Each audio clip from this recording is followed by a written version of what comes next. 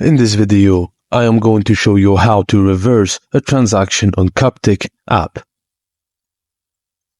1. Open up your Capitec mobile banking app. 2. From the options listed, select Transactions. This is crucial. 3. Once you're in the Transactions section, click on Debit Orders. You'll need to enter your remote PIN here, so make sure it's your own PIN. Next, select the transaction from your transaction history that you want to reverse. You'll need to provide a valid reason for reversing the transaction towards your bank. After providing the reason, accept the terms and conditions.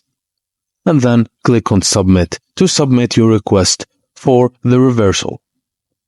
Capitec App will review your submission to determine if it's eligible for a reversal, so be patient during this process. If you have any further questions or need assistance, you can try contacting the Capitec support. And that's it. Thank you guys for watching, and please don't forget to like and subscribe for more.